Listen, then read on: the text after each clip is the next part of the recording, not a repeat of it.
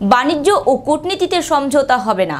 মার্কিন মধ্যস্থতায় পাকিস্তানের মিনতিতে শর্ত সাপেক্ষে সংঘর্ষ বিরতি।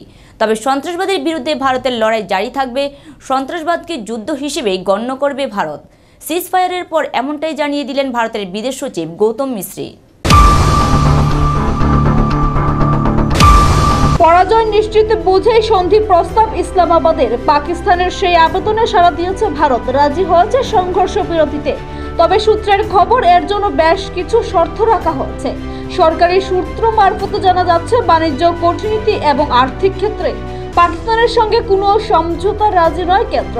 কূটনৈতিক বিশেষজ্ঞদের একাংশের মতে এই শর্তের অর্থ হলো সিন্ধু জল চুক্তি স্থগিত রাখার সিদ্ধান্ত বহাল থাকবে। পহেলগামে হামলার পর সিন্ধু জল চুক্তি স্থগিত করে দিয়েছিল ভারত।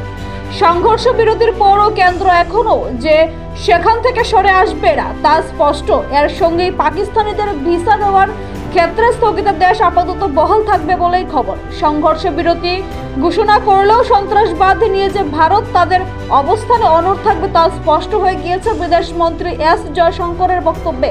সোশ্যাল মিডিয়া পোস্টে তিনি লিখেছেন, গুলিবর্ষণ ও সামরিক পদক্ষেপ বন্ধে সমঝোতায় পৌঁছেছে ভারত ও পাকিস্তান। তবে যে কোনো ধরনের সন্ত্রাসবাদের বিরুদ্ধে ভারত এই রকম দৃঢ় ও আপোষহীন, ভবিষ্যতেও তা বজায় থাকবে। শনিবার বিকেলেই ভারতের বিদেশ সচিব বিক্রম মিশ্রি সাংবাদিক সম্মেলনে বলেন, আলোচনার মাধ্যমে দুই দেশ সংঘর্ষ বিরতির সিদ্ধান্ত নিয়েছে।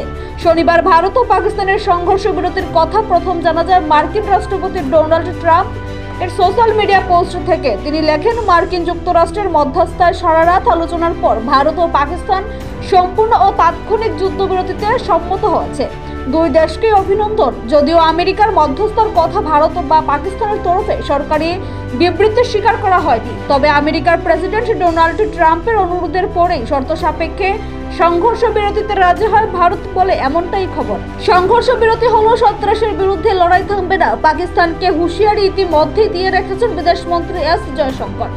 বিদেশমন্ত্রীর বক্তব্য অনুযায়ী পাকিস্তানের সঙ্গে সংঘর্ষ বিরতি হলেও সন্ত্রাসের বিরুদ্ধে লড়াই থামবে না ভারত, সেই কাজ আগের মতোই চলবে জানিয়ে দিলেন তিনি। শনিবার কার্যত ইসলামাবাদের মিনতিতে সংঘর্ষ বিরতিতে রাজি হয়েছে নয়াদিল্লি। আসলে গত কয়েকদিন ধরে ভারতের সঙ্গে সংঘাতে লাগাতার পিছিয়ে পড়ছিল পাকিস্তান। বিশেষজ্ঞদের বক্তব্য, পরাজয় নিশ্চিত বুঝে সন্ধি প্রস্তাব করে শাহবাজ শরীফ সরকার।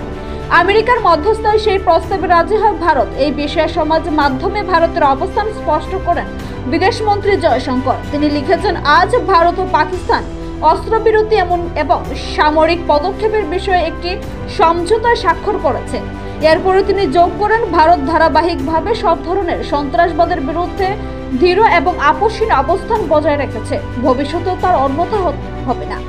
উল্লেখ্য, ভারত পাকিস্তানের সংঘর্ষ বিরতির বিষয়টি প্রথম প্রকাশ্যে আনেন মার্কিন প্রেসিডেন্ট ডোনাল্ড ট্রাম্প। বিকেল 5:42 নাগাদ তিনি এক্স হ্যান্ডেলে লেখেন, গোটা রাত দীর্ঘ আলোচনার পর দুই দেশই এই মুহূর্ত থেকে সম্পূর্ণরূপে যুদ্ধবিরতি রাজি হয়েছে। সঠিক সময়ে বাস্তব জ্ঞান কাজে লাগানোই দুপক্ষকে শুভেচ্ছা। এরপর সাংবাদিক সম্মেলনে বিদেশ সচিব বিক্রম মিশ্রি বলেন, পাকিস্তানের সেনা প্রধান এদিন দুপুর 3:35 নাগাদ ভারতের সেনা প্রধানকে ফোন করেন। দুই পক্ষ একমত হয়ে যে ভারতীয় সময় বিকেল 5টা থেকে উভয় পক্ষ স্থল, আকাশ এবং সমুদ্রে যাবতীয় সামরিক পদক্ষেপ বন্ধ করা হবে। এই সমঝোতা বাস্তবায়নের নির্দেশ দেওয়া হয়েছে। দুই দেশের সামরিক মহাপরিচালকরা 12 মে আবার কথা বলবেন। উল্লেখ্য, গত 22 এপ্রিল জম্মু ও কাশ্মীরের পহেলগাঁওয়ে জঙ্গি হামলায় 26 ভারতীয়র মৃত্যুর পর যাবতীয় সংঘর্ষের সূত্রপাত। নিজস্ব প্রতিনিধি রিপোর্ট, এশিয়ান টাইমস।